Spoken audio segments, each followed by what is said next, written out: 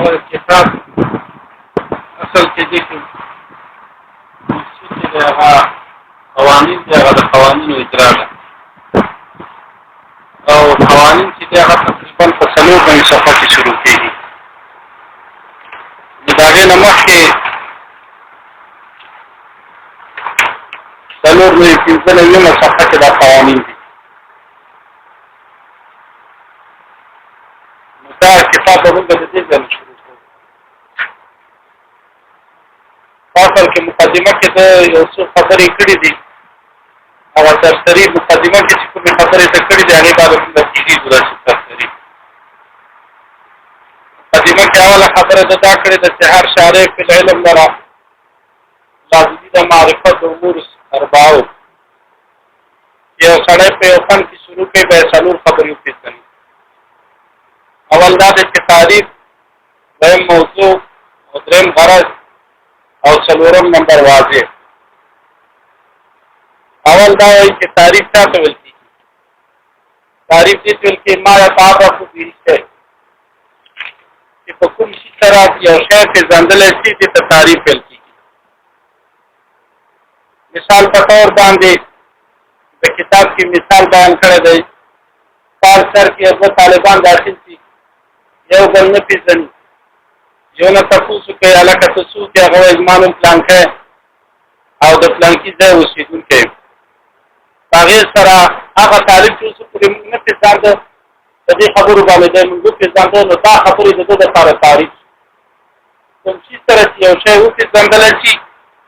هغې ته تعریف ویل کېږي.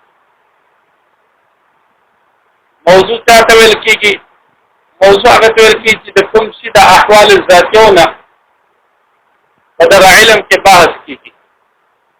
د کوم شي د احوال ذاتیه او د عوارضو ذاتیو نه بحث کېږي دغه شي ته موضوع ویل کېږي. مثال په طور باندې یو جلسه جوړه شي او د هغې جلسې موضوع سیرت النبي، نو چې کوم مقرر راځي او تقریر کوي نو په دې خپل تقریر کې د نبي علیه الصلاة والسلام د سیرت متعلق خبرې کوي. دغه سیرت بیانول دا عوارض ذاتیه دي، احوال ذاتیه دي. موضوع دې طریقې کې ما یبحث فی عن عوارضه الذاتیه، چې په هغې کې بحث کېږي د عوارضو ذاتیو د یو شي ده. او غرض چا ته ویل کېږي؟ غرض ویل کېږي اثر مرتبة للشیء، چې په کوم سړی یو کار کوي او په هغه کار باندې کومه فایده مرتبه کېږي دې ته غرض ویل کېږي. سړی وږی شي خوراک کوي، نو خوراک د څه دپاره چې لوږه ختمه کړي، دا لوږه ختمېدل دا غرض او اثر مرتبه د خوراک دی، دا غرض د خوراک دی. څنګه چې اوبه وڅښي دا اوبه څښل دا اثر مرتبه دی. او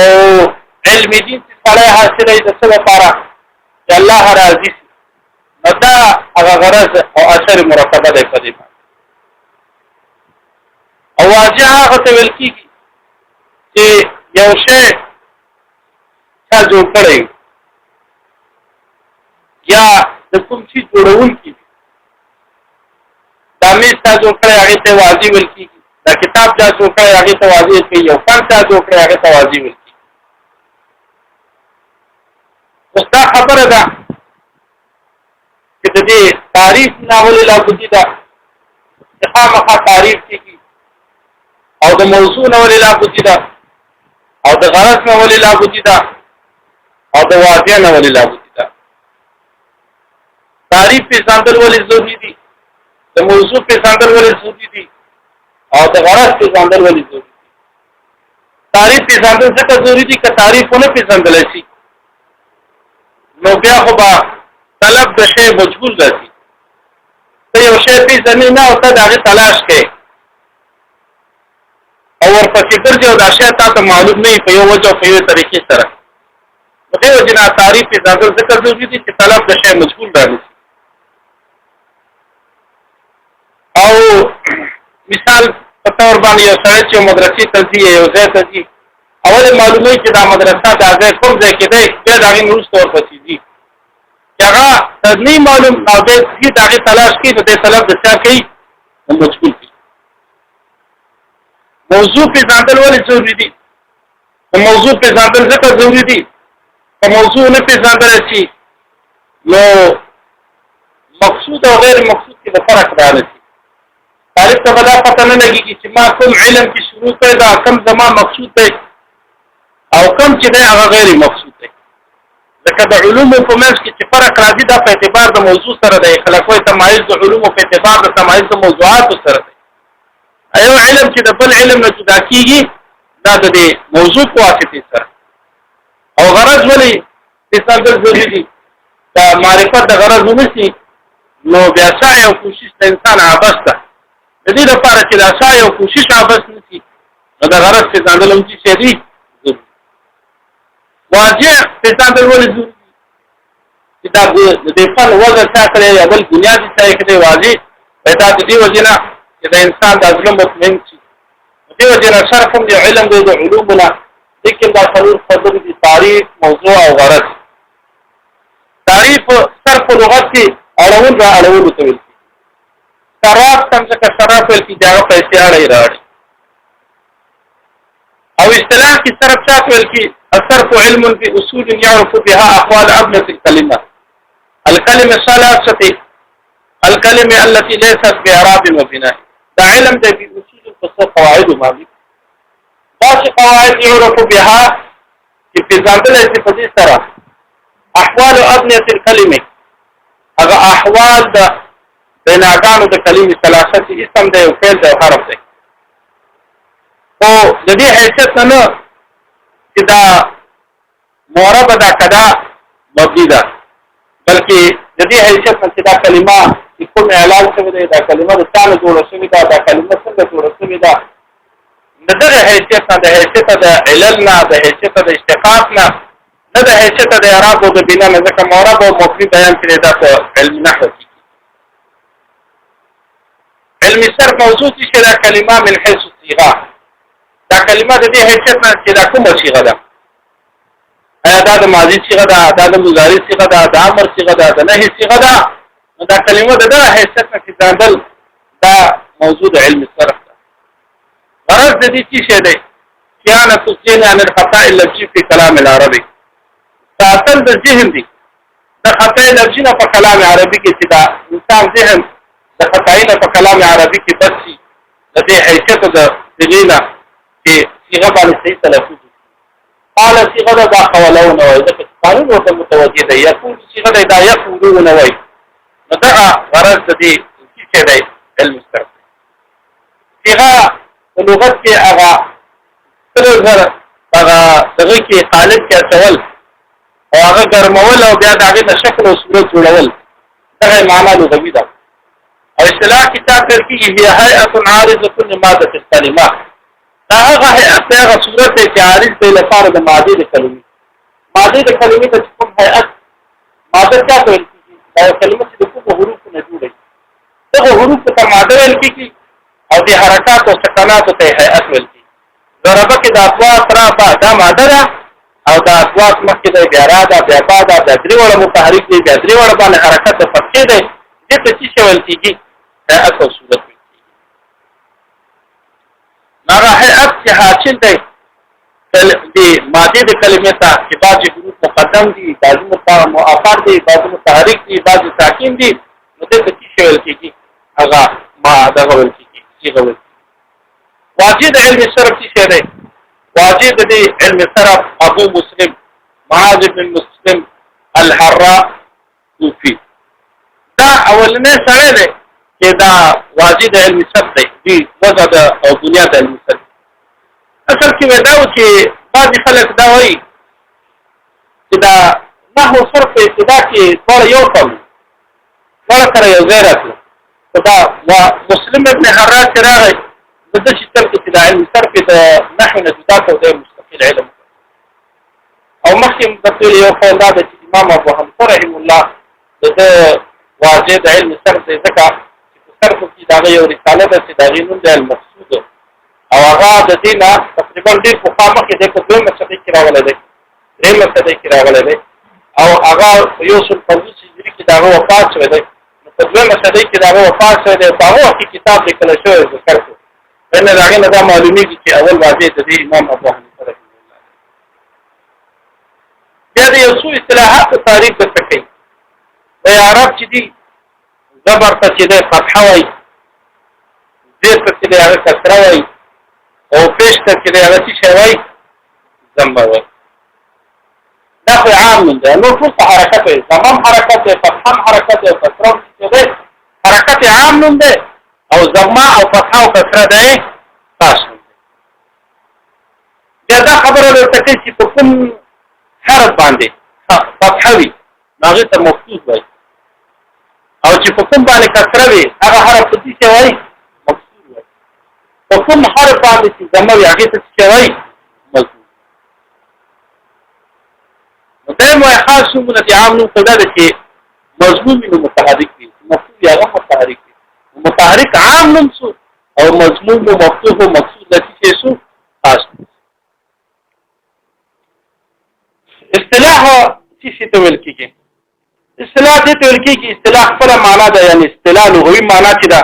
باهم صلح کردل یو د بل سره صلح کول او په اصطلاح کې اصطلاح څه ته ویل کېږي اصطلاح په اصطلاح کې څه ته ویل کېږي اتفاق قوم مخصوص على امر مخصوص مخصوص قوم راځم چې او په یو خاص خبر باندې اتفاق وکړي نو دې ته څه ویل کېږي اصطلاح ویل کېږي لکه مسلمانانو ټولو په دې خبره باندې اتفاق دی چې کلمه طیبه ذکر شنو کلمه طیبه نه مراد څه دی هغه لا اله الا الله محمد رسول الله نو په دې باندې اتفاق کړی یا دا چې کلمه په نه کې راشي نو دا نه مراد څه دی لفظ وجه له معنا نو دا مخصوص قوم چې نوحات دي اتفاق سره په دې خبره باندې د کلمې په موږ دغه معنا کو چې لفظ وجه له معنا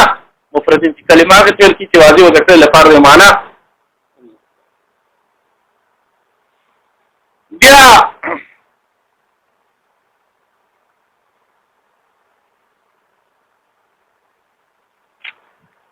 دغه شانته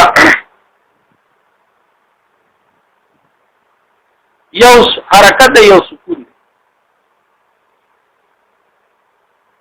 چې یو شی باندې حرکت نه وي هغه ته څه ویل کېږي سکون ویل کېږي او حرف ته څه ویل کېږي ساکن ویل کېږي په دې باندې وړي وړي خبرې دي کنه کله یندا دا بالکل د مبتدیانو کتاب دی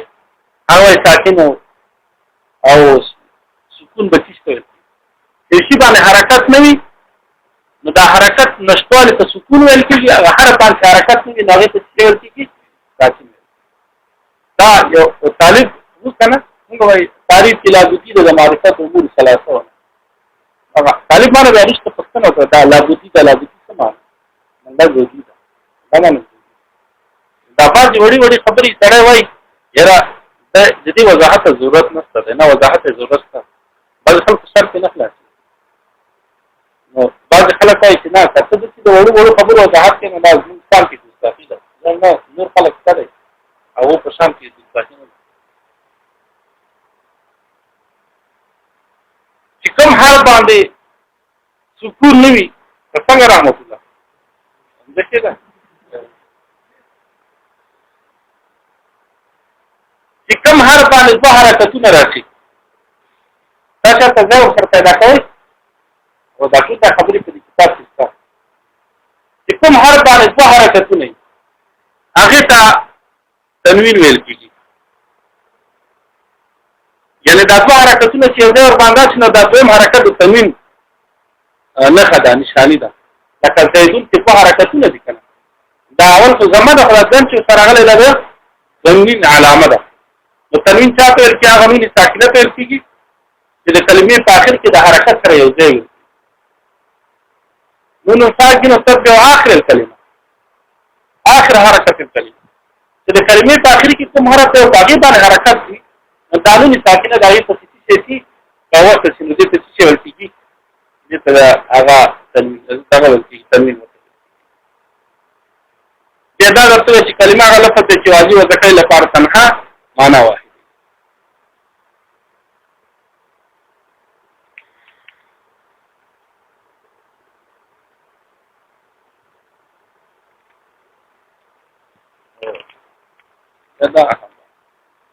بیا دا هغه نورستا د اسم بحث کوي بحث سے اقسام کلمه لغت عرب میں 3 قسم ہے کلمه چاته ویل کیږي دا هغه لفظ چې واجب ذکر دی د لپاره دی معنا مفرد او کلمه چې وګرځي په دې ټول دنیا کې چې وګرځي په لغت عربو کې بدري قسمه ده یا به دا کلمه اسم یا به فعل یا به حرف نو کلمه په لغت عربي کې لغت څه معنی لغت دا معنی چې سره د خپل اظهار ما فی الضمیر او د خپل مقصود د تعبیر په کوم الفاظ باندې کې دا د لغت ده اظهار د ما فی الضمیر او د مقصود د تعبیر په کوم الفاظ باندې کې هغه الفاظ په څه شول کېږي د دې لغت نه هر قوم چې دی هغه ځان ته لغت لري پښتو یو لغت دی فارسی یو لغت دی اردو یو لغت دی عربي یو لغت دی نو دا چې کوم قوم د کوم الفاظو په کوم الفاظ باندې د خپل مقصد نه تعبیر کوي دته دغه ویل لغت کلمه په لغت عربي کې درې قسمه یو اسم دی یو فعل دی او بل څه دی اسم دې ویل کېږي هغه کلمې ته ویل کېږي چې دا مستقل بالمفهومیت ده مستقل بالمفهومیت څه معنی چې په خپل معنا باندې په خپل دلالت کوي او دې محتوا دې دلالت کوي په یو د نو ثلاثه باندې دي كلمه تدل على معنى في نفسها غير مقتن باحد الالفه الثلاثه دا هغه کلمه ده چې په خپل معنا باندې بالذات دلالت کوي دا مستقل بالمفهومیت ده په خپل معنا باندې دې دلالت کوي دې بل څه ته محتوا ده او دې سره سره د مقترینو د یو د نو ثلاثه دا اسم بیا مثال په تور باندې لکه چې واخلا دغه واخلا زید واخلا رجل واخلا زید تاسو ته د څه لپاره په خپل معنا باندې په خپل هغه مسما باندې چې د ثانو د هغه باندې دلالت کوي او دې سره زمانہ نسل یا ماضی دا یا حال دا یا استقبال یا رجل واخلا رجل په خپل معنا باندې په خپل دلالت کوي رجل چاته ویل کیږي ذکر من بني ادم تجاوز من حد الصغر الى حد الكبر دا یو مذکر د بني نوع بني ادم دا نوع انساني نه مذکر قسم دی چې د تجاوز کې د غکیږي او د ورکوالي نه د ګډاوالي طرف ته حرکت کوي دا د رجل تعریف او معنا ده دا شانته فرس حیوان سائل ته ویل کیږي انسان حیوان ناطق ته ویل کیږي حمار حیوان ناحق ته ویل کیږي دا د دې معنا ده او دا الفاظ په خپل معنا باندې خپل دلالت کوي او د دې سره سره دا دلالت کوي یو د نو ثلاثه باندې نه کوي نو دې وجه نه چې څه ویل کیږي دا دې ته اسم فل هغه کلمه ده چې دا مستقل بالمفهومیت ده خپل معنا باندې بالذات دلالت کوي بالذات باندې خپل معنا باندې خپل دلالت کوي او د دې سره سره دا مختلف نه ده په یو د نو ثلاثه نه دا مختلف ده په یو د نو مستقل بالمفهومیت هم ده خپل معنا خپل دلالت کوي او دې سره سره دا مختلف ده په یو د نو ثلاثه لکه چې وخت لا ضربه او سره څه معنا وهل کړو هغه یو سړي په تیر شوی زمانہ کې دا وهل کړو هغه خپل معنا باندې خپل دلالت او په تیر شوی زمانہ د چې څه شو زمانہ څه په باندې هم څه زمانہ دا دلالت کو هم په هغه خپل معنا باندې چې وهل کول دي نو هم په وهل باندې دلالت او د دې سره سره په څه دلالت کو د زمانہ باندې دلالت کوي تیر شوی او هر هغه کلمې ته ویل کیږي چې هغه مستقل بالمفهومیت نه ده چې په خپل معنا باندې په خپل دلالت بلکې د خپل معنا باندې اعلی دلالت کوي چې دې سره انضمام د کلمې اثر راځي لکه من او اله وکړه یو څه چې تبانه میګه من وای دا اداغه ده د دې معنا نه معلومي تر څو چې دې سره داخل او ځان کې سلوک من البصره الى الكوفه چې دې سره فعل او اسم یو ځای شي بیا په پته ولګي چې من د ابتدا لپاره راغی چې ابتدا د سر زما د کوفی نه څنګه دا انتها د سر د پچیش باندې راغلی دا بصری باندې راغلی وصحبت من البصره الى الكوفه ذهبت دافعل فاعل دی او بصره او کوفه د اسم دی او دامن او اله او څه ده الکه نو سره چې مطالعه کوي اول په کار باندې چې دا په کوم کې ځای څنګه کدا فعل ده کدا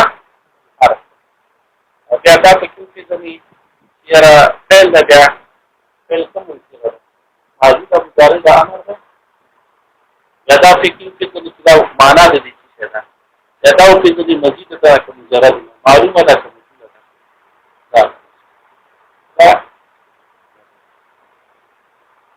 دا پلان ته څه تاسو سره ګوري بیا د دې کې یو څه کوم چې په تاسو په